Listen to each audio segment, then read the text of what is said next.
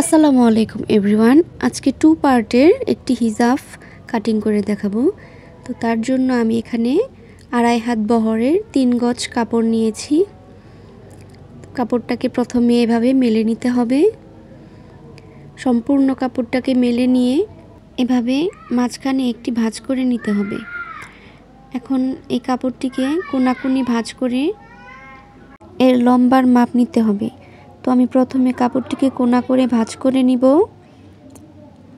আর আমার হিজাবের লম্বার মাপ হচ্ছে 43 ইঞ্চি। তো আমি এইভাবে ফিতাটিকে কোনার মাথায় ধরে নিচের দিকে 43 ইঞ্চি পরিমাণ একটি মার্ক করে নিব।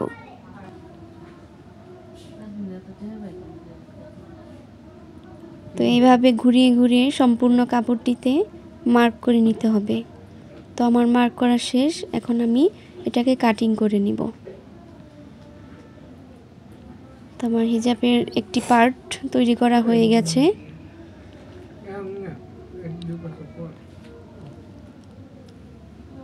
এখন আমি সেকেন্ড পার্টটি তৈরি করব। এখানে যে অবশিষ্ট কাপড় রয়েছে সেখান থেকে একটি পার্ট কাপড় নিয়ে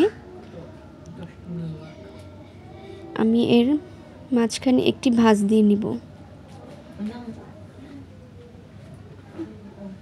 তো এইভাবে কাপড়টিকে ভাঁজ করে নিতে হবে।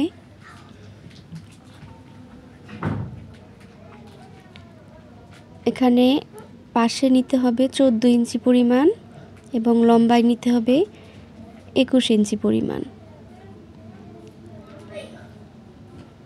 আর লম্বার ওই সাইডে নিতে হবে 13 ইঞ্চি পরিমাণ। তো এখানে একটি মার্ক করে নিব এবং লম্বার যে 21 ইঞ্চি পরিমাণ একটি মার্ক করে নিব। এখন এই দাগের সাথে ওই দাগটি এভাবে রেখা টেনে মিলিয়ে নিব।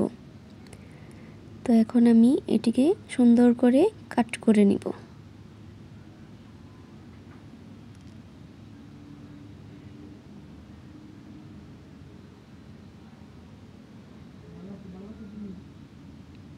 তো আমার সেকেন্ড পার্টটিও কাট করা হয়ে গেছে।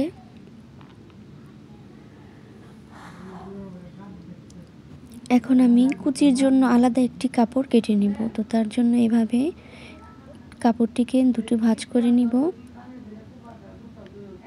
এবং কাপড়টি প্রথমে সমান করে কেটে নিতে হবে। এখন লম্বা আমি এখানে 4.5 ইঞ্চি পরিমাণ নিব। তো ওই পাশেও 4.5 ইঞ্চি পরিমাণ একটি দাগ দিয়ে নিব। এই দাগে সমান করে আমি কুচির জন্য কাপড়টি কেটে নিব।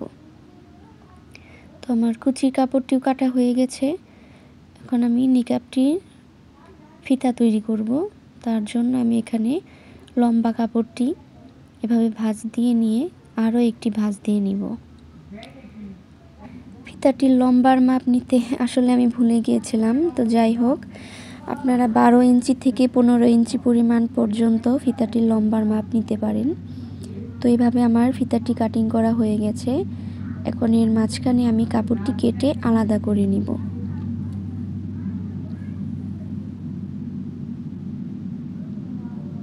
তো এইভাবে আমি কাপড় দুটো আলাদা করে নিলাম।